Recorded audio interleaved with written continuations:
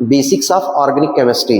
तो organic chemistry हम किसको बोलेंगे, जिसमें हम स्टडी करते हैं कार्बन कंटेनिंग कंपाउंड। कार्बन के साथ यहाँ पे हाइड्रोजन होता है आपका, मतलब कार्बन के साथ हाइड्रोजन होगा, नाइट्रोजन है, ऑक्सीजन है, सल्फर है, सिलिकॉन है एंड फास्फोरस है। मोस्टली यही होते हैं। यदि हम ऐसे कंपाउंड की स्टडी करते हैं उसे हम क्या बोलते हैं, ऑर्गेनिक कंपाउंड। तो देखिए यहाँ पे मैंने एक फ्लो चार्ट बनाया है। इस साइड आपको दिख रहा होगा ओपन चेन और एसाइक्लिक और एलिफैटिक। तो ऑर्गेनिक कंपाउंड का जैसे आप एग्जांपल ले सकते हैं यहाँ पे, जैसे CH3 है, NH2 है। तो देखिए कार्बन के साथ हाइड्रोजन होगा। यदि बॉन्ड स्ट्रक्चर आप बनाते हैं तो देखिए कार्बन के साथ मैंने बॉन्ड स्ट्रक्चर आपको बनाया, तो देखिए कार्बन की वैलेंसी 4 होती है। तो देखिए 3 हाइड्रोजन है वहाँ पे, मतलब कार्बन के साथ हाइड्रोजन होता है, मतलब मोस्टली कार्बन के साथ हाइड्रोजन होंगे, साथ में नाइट्रोजन हो सकता है, सल्फर हो सकता है, ऑक्सीजन हो सकता है, फास्फोरस हो सकता है, हाइड्रोजन एटम हो सकते हैं। उसे हम क्या बोलते हैं, ऑर्गेनिक कंपाउंड। ऑर्गेनिक कंपाउंड का फ्लो चार्ट गिवन है। तो देखिए ध्यान से, इस साइड आपको दिख रहा है ओपन चेन और उस साइड दिख रहा है क्लोज चेन। ओपन चेन को ही हम लोग क्या बोलते हैं, एसाइक्लिक, और क्या बोलते हैं, एलिफैटिक। तो देखिए एसाइक्लिक या ओपन चेन का मतलब है कि ये सीरीज में हो। जैसे यहाँ पे आप राइट कर लीजिए CH3 CH2 Br, तो ये आपका क्या हो गया, एलिफैटिक कंपाउंड है। और क्लोज चेन आप किसको बोलेंगे, क्लोज चेन आप उसको बोलते हैं जिसमें वो क्लोज्ड हो बिल्कुल। मतलब जैसे यहाँ पे देखिए ये आपको सर्किल दिख रहा है तो ये क्लोज्ड है, इसे हम क्लोज चेन्स या साइक्लिक कंपाउंड बोलते हैं। तो देखिए यहाँ पे एलिफैटिक जो है 2 टाइप के हैं, एक सैचुरेटेड है और सेकंड क्या है, अनसैचुरेटेड है। सैचुरेटेड का मतलब हो गया कि कार्बन जो है सिंगल बॉन्डेड होगा। कार्बन कैसा होगा, सिंगल बॉन्डेड होगा, कार्बन बिटवीन सिंगल बॉन्ड होंगे तो सैचुरेटेड कंपाउंड है। जैसे यहाँ पे CH3 CH2 सैचुरेटेड है। जब कार्बन बिटवीन डबल और ट्रिपल बॉन्ड होते हैं तो उसे हम लोग क्या बोलेंगे, अनसैचुरेटेड कंपाउंड। मतलब ये कार्बन बिटवीन डबल और ट्रिपल बॉन्ड होते हैं। जैसे मान लीजिए यहाँ पे राइट है CH2 CH2, तो ये आपका कैसा हो गया, ये आपका अनसैचुरेटेड कंपाउंड है। या यहीं पे मान लीजिए कि आप राइट कर रहे हैं CH ट्रिपल बॉन्ड CH, तो ये कैसा है, अनसैचुरेटेड। सैचुरेटेड का मतलब है carbon between single bond, unsaturated का मतलब है कार्बन बिटवीन डबल और ट्रिपल बॉन्ड। फिर यहाँ पे देखिए इस साइड क्लोज चेन और साइक्लिक कंपाउंड राइट है। तो क्लोज चेन का मतलब हो गया, जैसे मान लेते हैं यहाँ पे हमने राइट कर दिया CH2 CH2 CH2 CH2 CH2, तो ये क्लोज चेन हो गया, तो इसे साइक्लिक भी बोलेंगे। फिर देखिए यहाँ पे होमोलाइटिक है और हेटेरोलाइटिक है। होमोलाइटिक का मतलब है जैसे यहाँ कार्बन कार्बन से ही आप जो है क्लोज्ड है, ये होमोलाइटिक है। अब यहीं पे मान लीजिए नाइट्रोजन आ जाता है तो उसे हम क्या बोलेंगे, या ऑक्सीजन आ जाता है तो उसे हम बोलेंगे हेटेरोलाइटिक। जैसे हेटेरोलाइटिक का एग्जांपल आप ले सकते हैं, यहाँ पे मैंने जैसे राइट किया, ध्यान से देखिए यहाँ पे आपका कार्बन है, यहाँ भी कार्बन है, यहाँ भी कार्बन है, और यहाँ मैंने N कर दिया, तो इसे हम लोग क्या बोलेंगे, हेटेरोलाइटिक बोलेंगे। कैसा बोलेंगे, हेटेरोलाइटिक। होमोलाइटिक का मतलब है कि जिसमें कार्बन कार्बन की ही चेन हो, क्लोज्ड हो, उसे हम क्या बोलेंगे, होमोलाइटिक। और हेटेरो हम क्या बोलेंगे, जिसमें डिफरेंट एटम आ जाए, कार्बन के अलावा भी दूसरा एटम भी जो है क्लोज सर्किल में हो, उसे हम क्या बोलेंगे, हेटेरोलाइटिक। होमोलाइटिक को देखिए क्लासिफाई किया गया एलिसाइक्लिक और एरोमेटिक। एलिसाइक्लिक का मतलब वही, जैसे ये कंपाउंड आपको दिख रहा है ये एलिसाइक्लिक है, ये कैसा है आपका, एलिसाइक्लिक है। एरोमेटिक का मतलब होता है, एरोमेटिक कंपाउंड का मतलब होता है alternate single and double bond, and वो क्लोज्ड होता है, प्लेनर होता है, उसका हाइब्रिडाइजेशन sp2 होता है, उसे हम क्या बोलते हैं, एरोमेटिक कंपाउंड। एरोमेटिक कंपाउंड आप किसको बोलेंगे, एरोमेटिसिटी एक जो है अलग से कॉन्सेप्ट है, फिर भी आप यहाँ पे जान पाएंगे। एरोमेटिक का मतलब है कि अल्टरनेट आपका सिंगल एंड डबल बॉन्ड होगा, क्लोज्ड होगा मतलब साइक्लिक होगा, हकल रूल को फॉलो करेगा, प्लेनर होगा, उसे हम क्या बोलते हैं, एरोमेटिक कंपाउंड। फिर देखिए हेटेरोलाइटिक भी जो है क्लासिफाई है एलिसाइक्लिक एंड कैसे, एरोमेटिक में। तो यहाँ पे देखिए एरोमेटिक कंपाउंड में देखिए एक बेंजोनॉइड एरोमेटिक है, जो मतलब बेंजीन होगा। जैसे यहाँ पे राइट कर ले सकते हैं आप, ये देखिए ये आपका है NH2, इसको बोलते हैं एनिलीन, तो ये बेंजोनॉइड कंपाउंड है। ये क्या है, बेंजोनॉइड एरोमेटिक कंपाउंड है। और सेकंड क्या होगा, नॉन बेंजोनॉइड एरोमेटिक कंपाउंड, मतलब ऐसा कंपाउंड जो क्या हो कि बेंजोनॉइड ना हो, मतलब बेंजीन से ना हो, कैसा हो लेकिन एरोमेटिक हो, उसे हम क्या बोलेंगे, non benzenoid aromatic compound. Aromatic compound हम उसको बोलेंगे जो हकल रूल को भी क्या करता हो, फॉलो करता हो। देखिए ध्यान से, यहाँ पे जितनी वैलेंसी कम होगी उतने ही आप H लगा देंगे वैलेंसी कवर करने के लिए, और कार्बन की वैलेंसी 4 होती है। तो यहाँ पे देखिए CH2 आपने लगा दिया। अब यहाँ पे देखिए कार्बन की कितनी वैलेंसी हो रही है, 1 2 3, तो 1 वैलेंसी कम है तो H लगा देंगे। यहाँ पे देखिए कार्बन की 1 वैलेंसी हो रही है तो कितने कम है, 3, तो 3H लगा देंगे।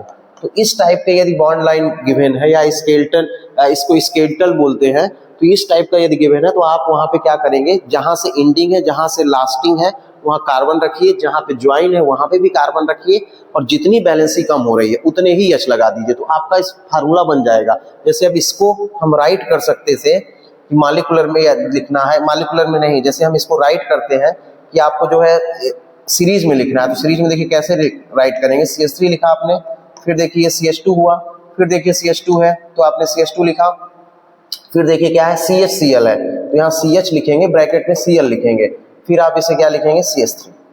तो ये आपका फार्मूला बन गया। ऑर्गेनिक केमिस्ट्री में यदि करेक्ट आपको IUPAC नेम राइट करना है तो उसके लिए देखिए मैंने एक शार्ट जो है फार्मूला बनाया है। तो देखिए name of an organic compound right है, तो देखिए यहाँ पे राइट है प्रीफिक्स, फिर आपको यहाँ पे लिखा है रूट, फिर आपको क्या दिख रहा है प्राइमरी सफिक्स, फिर आपको दिख रहा है सेकेंडरी सफिक्स। इस वे पे जो है आपको राइट करना होता है। तो ध्यान से यहाँ पे देखिए, फर्स्ट आपको क्या करना है, find longest carbon chain which contains functional group. ऐसी कार्बन चेन को जो है आपको सेलेक्ट करना है जो लॉन्गेस्ट हो और उसमें फंक्शनल ग्रुप हो। फिर देखिए यहाँ पे सेकंड क्या है, number the carbon atom present in the parent chain. आपको ये भी देखना है कि नंबर द कार्बन एटम कितने हैं present in the parent chain. Find the word root. Word root का मतलब है कि कितने कार्बन एटम है, 1 2 3 है तो 3 है तो प्रोप होगा, 4 है तो ब्यूट होगा। फिर देखिए look for the branch attached to the parent atom.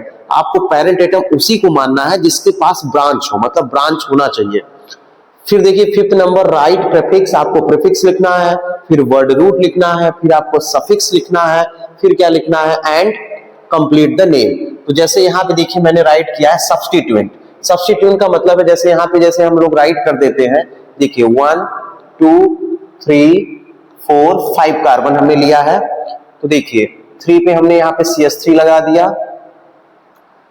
और 2 पे हमने क्या किया, O लगा दिया। अब जो है हम यहाँ पे इसका फार्मूला देखिए राइट कर रहे हैं। देखिए अब इसका फार्मूला क्या हो जाएगा, तो ध्यान से देखिए यहाँ पे सब्स्टिट्यूएंट राइट है, number of carbon in longest chain है, फिर टाइप्स ऑफ, देखिए चैन है, टाइप्स ऑफ चैन का मतलब है कि सिंगल बॉन्ड है तो एन होगा, फिर क्या है डबल बॉन्ड है तो इन है, ट्रिपल बॉन्ड है तो आइन है। फिर यहाँ पे राइट है फंक्शनल ग्रुप इज प्रेजेंट, यदि फंक्शनल ग्रुप प्रेजेंट है तो उसके लिए क्या राइट करना होगा। तो ध्यान से देखिए अब काउंटिंग आपको कहां से करना है, काउंटिंग आपको वहीं से करना है। देखिए यहाँ पे राइट है find longest carbon chain in which contains functional group, number the carbon atom present in the parent chain। और फिर देखिए find the word root, look forward the branch attached to the parent atom। आपको देखना है branch कहां से है, nearest functional group कहां से है। तो देखिए आप यहां से काउंट करेंगे तो 1 2 3 4 5 हो जाएगा। 5 कार्बन के लिए आप वर्ड रूट लिखेंगे पेंट, देखिए यहाँ पे पेंट राइट है। फिर देखेंगे कार्बन बिटवीन सिंगल बॉन्ड है तो एन लिखेंगे। फिर आप देखेंगे कि आपने ये राइट कर लिया पेंटेन, तो फिर आप देखेंगे कि यहाँ पे सब्स्टिट्यूएंट क्या है। तो देखिए ब्रांच में यहाँ 3 पे CH3 है तो इसे सब्स्टिट्यूएंट बोलेंगे, तो CH3 को मेथाइल बोलते हैं, तो 3 मेथाइल हो गया। फिर आप देखेंगे कि फंक्शनल ग्रुप यहाँ पे CO है, 2 पे देखिए CO है, CO को हम IUPAC में ओन रीड करते हैं, तो 3 मेथाइल पेंटेन 2 क्या हो जाएगा, ओन हो जाएगा। तो यदि आपको इसका पर्टिकुलर वीडियो देखना है तो हमारे यूट्यूब चैनल पे एक हमारे स्टूडेंट ने बनाया था, जो एक 40 मिनट का आपको वीडियो मिलेगा और जो सेकंड वीडियो है वो 35 मिनट का है। तो आप दोनों वीडियो देख सकते हैं और करेक्ट IUPAC नेम आप जो है उस वीडियो के हेल्प से राइट कर सकते हैं। आइसोमेरीज, तो आइसोमेरीज का मीन्स ये है कि मॉलिक्यूलर फार्मूला इसका सिमिलर होगा लेकिन स्ट्रक्चर या 3D अरेंजमेंट जो है वो डिफरेंट होगा, उसे हम क्या बोलेंगे, आइसोमेरीज। तो इसे जो है 2 ग्रुप में क्लासिफाई किया गया है। फर्स्ट देखिए स्ट्रक्चरल राइट है और सेकंड साइड आप देख रहे हैं स्टीरियो आइसोमेरीज में। तो यहाँ ध्यान से देखिए, पहले स्ट्रक्चरल की बात करेंगे। तो जैसे इसमें फर्स्ट दिया है चेन है, पोजीशन है, रिंग चेन है, फंक्शनल ग्रुप है, मेटामेरीज में और टेट्रोमेरीज में है। तो देखिए चैन का क्या मतलब है कि जैसे मान लीजिए यहाँ पे राइट है एन पेंटेन, तो एन पेंटेन यदि हमें राइट करना है तो हम इसे ऐसे राइट करेंगे CH3 CH2 CH2 CH2 CH3, इसे बोलेंगे एन पेंटेन। 5 कार्बन है, इसका मॉलिक्यूलर फार्मूला क्या होगा, C5H12 होगा। अब देखिए यदि हमें राइट करना है, देखिए हमने इसको राइट कर लिया 3 to 5 और 3 to 5, हाँ ठीक है, C5H12 है। अब आइसोपेंटेन राइट करना है, तो इसी को हम लोग कैसे राइट कर पाएंगे, तो ध्यान से देखिएगा। यहाँ पे हम लोग राइट करेंगे, देखिए CH3 CH, यहाँ CH3 हमने एक कर दिया, CH2 CH3। तो देखिए मॉलिक्यूलर फार्मूला सेम है लेकिन इसका अरेंजमेंट जो है डिफरेंट हो गया, तो उसे हम क्या बोलेंगे, चैन। फिर देखिए यहाँ पे पोजीशन, तो यहाँ पे देखिए फंक्शनल ग्रुप ब्रोमीन है आपका, ब्रोमो है, तो उसकी पोजीशन चेंज हो जा रही है। जैसे मान लीजिए 1 ब्रोमो प्रोपेनल क्या लिखा है, प्रोपेन है, 1 ब्रोमो प्रोपेन है आपका। तो देखिए जैसे यहाँ पे राइट करेंगे CH3 CH2 और यहाँ पे राइट करेंगे क्या आपका CH2Br, ये 1 ब्रोमो है। यही Br को यदि आप 2 पे लगा दीजिए, जैसे 2 पे लगाना है तो 2 के लिए आप लोग क्या लिखेंगे, जैसे 2 ब्रोमो प्रोपेन है तो CH3 लिखेंगे, CH के साथ यहाँ Br लगा देंगे और यहाँ CH3 लिख देंगे। तो देखिए फार्मूला सेम है लेकिन इसका जो है पोजीशन चेंज हो गया है, तो उसे पोजीशन आइसोमेरेज बोलेंगे, रिंग चैन। तो देखिए ब्यूट लिखा है ब्यूट 1 इन, तो जैसे ब्यूट 1 इन आपको लिखना है तो लिखेंगे CH3 CH2 CH double bond CH2, ये ब्यूट 1 इन है। अब इसी को यदि हम साइक्लोब्यूटीन लिख दें तो मॉलिक्यूलर फार्मूला इसका सेम होगा। जैसे साइक्लोब्यूटीन लिखना है तो ये देखिए साइक्लोब्यूटीन हमने राइट कर दिया है। अब देखिए यहाँ पे फंक्शनल ग्रुप राइट है, तो यदि फंक्शनल ग्रुप डिफरेंट होते हैं लेकिन मॉलिक्यूलर फार्मूला सेम होता है तो उसे फंक्शनल ग्रुप आइसोमेरेज बोलेंगे। तो जैसे देखिए प्रोपेनोन राइट है, तो प्रोपेनोन का फार्मूला होगा CH3 CO CH3। अब यहाँ पे प्रोपेनल है तो प्रोपेनल का फार्मूला होगा CH3 CH2 CHO। तो ध्यान से देखिए मॉलिक्यूलर फार्मूला सेम है लेकिन यहाँ पे जो है फंक्शनल ग्रुप डिफरेंट है। यहाँ पे CO है, CO को हम लोग क्या बोलते हैं, आपका कीटोन है, और वहां पे देखिए आपका क्या है, यहाँ पे आपका एल्डिहाइड है। फिर देखिए यहाँ पे मेटामेरीज राइट है, तो मेटामेरीज का मतलब है कि एल्काइल ग्रुप डिफरेंट हो जाएंगे। जैसे यहाँ पे देखिए राइट है मेथाइल एंड प्रोपाइल ईथर, तो देखिए इसे हम राइट करेंगे CH3O, प्रोपाइल लिखा हुआ है तो मतलब CH2 CH3। तो देखिए प्रोपाइल हो गया, इधर क्या हो गया, मेथाइल हो गया, और यहाँ पे O लिखा है जो मतलब ईथर है यार। अब इसी को IUPAC में मतलब इसी को आप लिख सकते हैं क्या, डाई एथाइल ईथर। तो जैसे डाई एथाइल ईथर आप इसको कैसे लिखेंगे, तो ध्यान से देखिए आप लिखेंगे यहाँ पे CH3 CH2O CH2 CH3, count करिए सेम है, लेकिन अब इसे डाई एथाइल ईथर पढ़ेंगे और इसे क्या पढ़ेंगे, मेथाइल एन प्रोपाइल ईथर। तो देखिए मतलब एल्काइल ग्रुप डिफरेंट हो जाए तो उसे हम मेटामेरीज बोलते हैं। फिर देखिए टैटोमेरीज राइट है, तो टैटोमेरीज का क्या मतलब है कि कीटो इन, देखिए इसे यहाँ पे क्या राइट है, कीटो इनोल।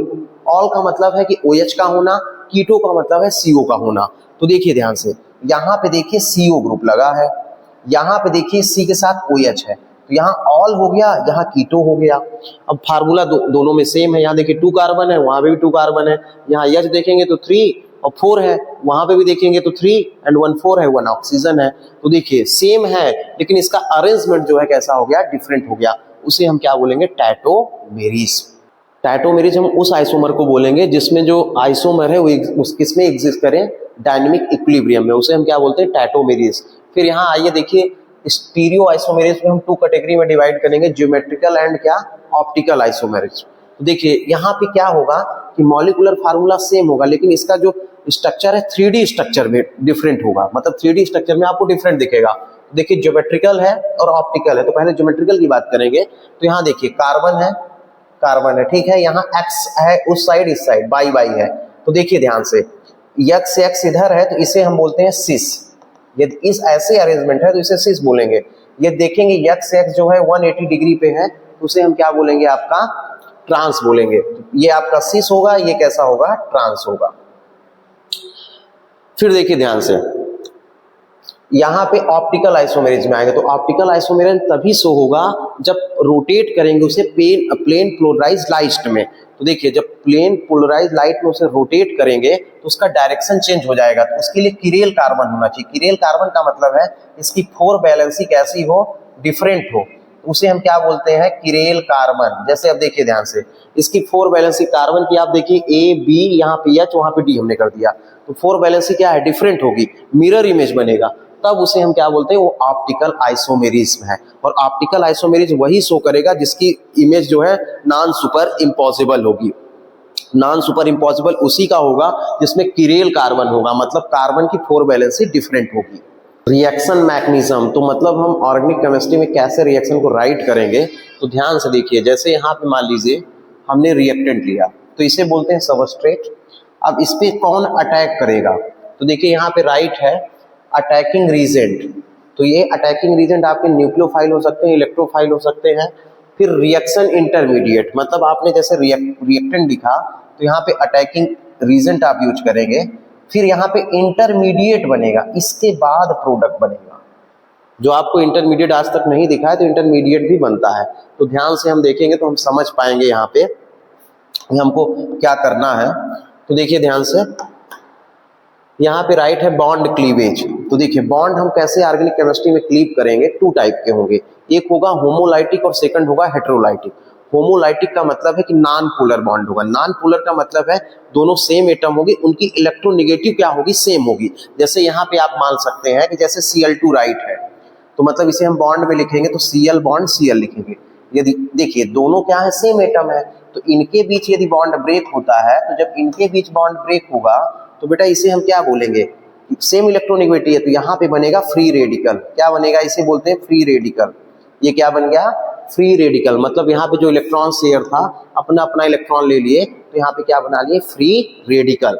तो आपको लर्न रखना है कि होमोलाइटिक क्लीवेज कब होगा, जब नॉन पोलर बॉन्ड होंगे। नॉन पोलर का मतलब है दोनों एटम की जो इलेक्ट्रोनेगेटिविटी है क्या होगी, सिमिलर होगी, उसे हम क्या बोलेंगे, नॉन पोलर बॉन्ड। ये कब होगा, जब हम यहाँ पे यूवी लाइट पास करेंगे, मतलब लाइट के प्रेजेंस में होगा।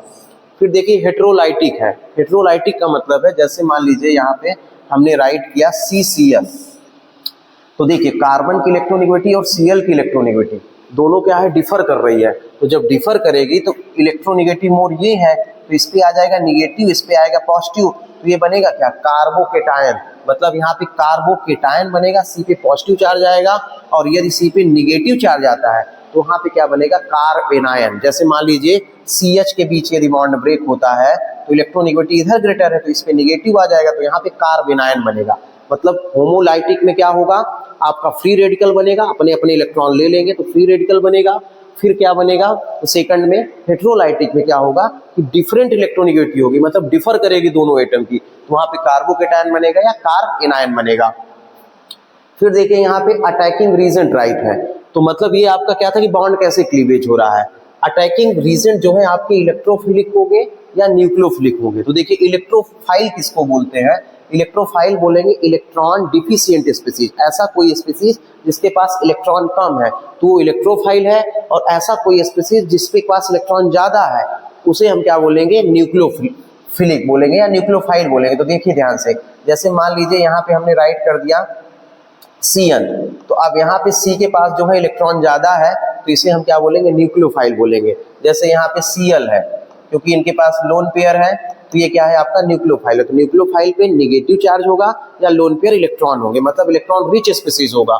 और इलेक्ट्रोफाइल आपका क्या होगा, इलेक्ट्रोफाइल जो है इलेक्ट्रॉन डिफिशिएंट स्पीसीज होगा, मतलब यहाँ पे इलेक्ट्रॉन कम होंगे। तो जैसे यहाँ पे आपने राइट कर दिया CH3 पॉजिटिव, तो इसके पास इलेक्ट्रॉन कम है तो ये क्या हो गया, इलेक्ट्रोफाइल हो गया आपका। और जैसे मान लीजिए आपने राइट कर दिया, आपने यहाँ पे राइट कर दिया NO2 पॉजिटिव, ये आपका क्या है, इलेक्ट्रोफाइल है। तो आपको ये रखना है कि इलेक्ट्रोफाइल के पास इलेक्ट्रॉन कम होंगे, न्यूक्लियोफाइल के पास इलेक्ट्रॉन ज्यादा होंगे, मतलब या तो नेगेटिव चार्ज होगा या तो कैसा होगा, लोन पेयर इलेक्ट्रॉन होंगे उसके पास। इलेक्ट्रोफाइल का जो बिहेव होगा वो लुईस एसिड होगा। लुईस एसिड का मतलब है जो इलेक्ट्रॉन को क्या करें, एक्सेप्ट करेंगे। और न्यूक्लियोफाइल कैसे होंगे, लुईस बेस होंगे, मतलब जो इलेक्ट्रॉन देंगे। फिर देखिए यहाँ पे रिएक्शन इंटरमीडिएट राइट है, तो इंटरमीडिएट का मतलब है कि रिएक्टेंट जो है जब रिएक्ट किया आपके इलेक्ट्रोफाइल न्यूक्लियोफाइल से तो इंटरमीडिएट क्या बन रहा है, तो इंटरमीडिएट में कार्बोकेटायन बनेगा जिसकी स्टेबिलिटी क्या है, टर्सरी जो है ग्रेटर होगा, फिर सेकेंडरी है, फिर आपका प्राइमरी है। और कार्ब एनायन बनेगा तो इसमें जस्ट अपोजिट है, पहले क्या होगा आपका प्राइमरी, फिर सेकेंडरी और फिर क्या होगा टर्सरी। फ्री रेडिकल यदि बनता है तो वहाँ पे स्टेबिलिटी क्या होगी, पहले टर्सरी की होगी, फिर किसकी होगी, सेकेंडरी, और फिर किसकी होगी, प्राइमरी। तो जैसे मैं एक एग्जांपल से आपको समझा दे रहा हूँ कि इंटरमीडिएट है क्या चीज। तो जैसे मान लेते हैं हम यहाँ पे क्या लेते हैं, एक एग्जांपल लेते हैं, CH3 हमने लिया है, यहाँ C हमने लिया, यहाँ CH3 लिया, यहाँ CH3 लिया और यहाँ पे हमने Cl लिख दिया। अब ध्यान से देखिएगा, अब इसकी इलेक्ट्रोनेगेटिविटी ग्रेटर है तो इस पे नेगेटिव चार्ज आ जाएगा, इस पे पॉजिटिव होगा, मतलब ये कार्बोकेटायन बनेगा, ये आपका बाहर चला जाएगा। तो देखिए यहाँ पे क्या बना, C के साथ 3CH3 हो गए, ये देखिए ये 3CH3 हो गए, ठीक है, यहाँ पे प्लस चार्ज आ गया और Cl पे माइनस आ गया। तो देखिए ये जो बन रहा है ये कार्बोकेटायन है, C पे यदि पॉजिटिव चार्ज आता है तो कार्बोकेटायन होगा, इसमें जो है इसका ऑक्टेट इनकम्प्लीट होगा, इसकी ऑक्टेट में जो है टोटल कितने इलेक्ट्रॉन होंगे, 6 इलेक्ट्रॉन होंगे, 8 नहीं होंगे। देखिए कैसे हो गया, तो यहाँ पे कितना होगा, यहाँ पे शेयर देखिए एक बॉन्ड में 2 होते हैं तो 2 2 4 कितना हो जाएगा, 6 हो जाएगा। तो यहाँ पे क्या होगा, आपका पॉजिटिव चार्ज होगा। अब देखिए ये इंटरमीडिएट है, अब ये इंटरमीडिएट पॉजिटिव है तो ये किसी न्यूक्लियोफाइल से रिएक्ट करेगा। जैसे मान लीजिए हमने न्यूक्लियोफाइल यहाँ पे OH ले लिया, OH माइनस, तो OH जो है निगेटिव है तो पॉजिटिव के पास जाएगा, तो आपका बन जाएगा यहाँ पे प्रोडक्ट। तो आपको ये समझना है ये सब इंटरमीडिएट है। इंटरमीडिएट क्या होगा, कार्बोकेटायन होगा, कार्बेनायन होगा, आपका फ्री रेडिकल होगा, नाइट्रीन भी होता है, कार्बीन भी होता है। तो लेकिन आपके सिलेबस में इतना ही गिवन है, इसका ऑर्डर क्या होगा, स्टेबिलिटी टर्सरी आप पहले लिखेंगे कार्बोकेटायन में, जैसे ये टर्सरी है। सेकेंडरी आप किसको बोलेंगे, जिसके पास CH पे पॉजिटिव चार्ज हो, सेकेंडरी है, और यदि किसी के पास CH2 पे पॉजिटिव चार्ज है तो आपका प्राइमरी है। तो ये क्या था आपका इंटरमीडिएट। रिएक्शन मैकेनिज्म में जो इलेक्ट्रॉनिक इफेक्ट होते हैं तो उसमें देखिए गिवन है मेन पॉइंट, फर्स्ट है इंडक्टिव इफेक्ट, सेकंड है आपका मेसोमेरिक है, थर्ड क्या है हाइपर कंजुगेशन है, लास्ट क्या है इलेक्ट्रॉनिक ट्रांसफर है। तो देखिए ध्यान से, इंडक्टिव इफेक्ट जो है आपका एक परमानेंट इफेक्ट है, तो डिस्प्लेसमेंट ऑफ सिग्मा इलेक्ट्रॉन होता है। क्या होता है, डिस्प्लेसमेंट ऑफ आपका सिग्मा इलेक्ट्रॉन। देखिए यहाँ पे है -I इफेक्ट, यहाँ पे राइट है electron withdrawing group. Electron withdrawing group का मतलब है जो इलेक्ट्रॉन को विड्रॉ करता है। तो -I इफेक्ट कब होगा, जब इलेक्ट्रॉन विड्रॉइंग ग्रुप प्रेजेंट होगा किसमें, कार्बन चैन में। तो इलेक्ट्रॉन विड्रॉइंग ग्रुप जैसे देखिए NO2 है, CN है, COOH है, फ्लोरीन है, क्लोरो है, ब्रोमो है और क्या है आयोडो। फिर देखिए यहाँ पे +I इफेक्ट है। +I इफेक्ट का मतलब इलेक्ट्रॉन डोनेटिंग ग्रुप। तो कार्बन चैन में जब क्या प्रेजेंट हो, इलेक्ट्रॉन डोनेटिंग ग्रुप। तो जैसे यहाँ पे देखिए टर्सरी, T का मतलब टर्सरी ब्यूटाइल है, टर्सरी ब्यूटाइल का मतलब है कि CH3 होल थ्राइस C, वो टर्सरी ब्यूटाइल है। फिर है आइसो ब्यूटाइल है, फिर यहाँ पे क्या है एथाइल है, फिर क्या है मेथाइल है। तो -I इफेक्ट कब शो होगा, जब कार्बन चैन में इलेक्ट्रॉन विड्रॉइंग ग्रुप होंगे, और +I इफेक्ट कब शो होगा, जब कार्बन चैन में क्या होंगे आपके tertiary butyl, iso butyl, ethyl and methyl present होंगे। फिर देखिए मेसोमेरिक है, मेसोमेरिक का मतलब है रेजोनेटिंग, या आप ये कह सकते हैं रेजोनेंस। तो देखिए यहाँ पे हमने राइट किया है pi electron from conjugated system, मतलब पाई इलेक्ट्रॉन जो है आपके, तो आप ये बोल सकते हैं मेसोमेरिक में कि flow of pi electron from conjugated system, मतलब जो पाई इलेक्ट्रॉन है आपका कंजुगेटेड, कंजुगेटेड का मतलब है कंजुगेटेड का मतलब है alternate single and double bond. तो वहां पे फ्लो ऑफ पाई इलेक्ट्रॉन होता है, उससे हम क्या बोलते हैं रेजोनेटिंग इफेक्ट या मेसोमेरिक इफेक्ट। ये 2 टाइप का है, एक +M है और एक क्या है -M है। तो देखिए +M का क्या मीन्स है, +M इफेक्ट का मीन्स है कि इलेक्ट्रॉन डोनेट जो करता है किसको आप करेगा, पाई को, which donate electron to the pi bond और कंजुगेटेड सिस्टम, उसे हम क्या बोलेंगे प्लस इफेक्ट या प्लस मेसोमेरिक इफेक्ट। तो देखिए यहाँ पे जैसे OH अटैच हो, OR हो, Cl हो, Br हो, तो ये क्या करेंगे इलेक्ट्रॉन डोनेट करेंगे। किसको डोनेट करेंगे, तो ये इलेक्ट्रॉन डोनेट करेंगे आप किसको, कंजुगेटेड सिस्टम को। तो वहां पे +M इफेक्ट होगा। -M इफेक्ट क्या होगा, बीच विड्रॉ, जब ये इलेक्ट्रॉन निकालेंगे बाहर फ्रॉम डबल बॉन्ड या कंजुगेटेड सिस्टम से, तो जैसे CO है, CHO है, COOR है, तो वहां पे क्या होगा -M इफेक्ट होगा। फिर देखिए यहाँ पे राइट है हाइपर कंजुगेशन। तो हाइपर कंजुगेशन किस पे डिपेंड करता है, नंबर ऑफ अल्फा हाइड्रोजन पे। तो मोर नंबर ऑफ अल्फा हाइड्रोजन होंगे तो ग्रेटर क्या होगी उसकी स्टेबिलिटी होगी। फिर देखिए इलेक्ट्रॉनिक जो है आपका क्या है, इलेक्ट्रॉनिक ट्रांसफर है। तो यहाँ पे राइट है कि complete transfer of electron, electron का ट्रांसफर हमको कंप्लीट करना है। तो देखिए जैसे यहाँ पे राइट है, ये H पॉजिटिव है, यहाँ पे देखिए डबल बॉन्ड है, तो इलेक्ट्रॉन ट्रांसफर हो गया यहाँ पे, तो एक बॉन्ड हट जाएगा, तो यहाँ पे देखिए 3 बॉन्ड हो गया, और यहाँ पे जो यहाँ से गया तो इसके साथ H अटैच हो जाएगा। और फिर देखिए -I में क्या होगा कि जो है कोई न्यूक्लियोफाइल अटैक करेगा, तो देखिए A अटैच हो जाएगा। यहाँ पे देखिए क्या हुआ कि यहाँ से इलेक्ट्रॉन गया तो H की तरफ गया, मतलब इलेक्ट्रॉन डोनेट हुआ है, तब वहां पे बॉन्ड बना है। यहाँ पे क्या हुआ कि यहाँ पे देखिए इलेक्ट्रोनेगेटिविटी डिफरेंट थी, तो यहाँ पे CN अटैक कर दिया, मतलब CN आपका यहाँ पे जुड़ गया। तो एक माइनस आई इफेक्ट होगा और एक क्या होगा आपका प्लस आई इफेक्ट होगा। Like and subscribe.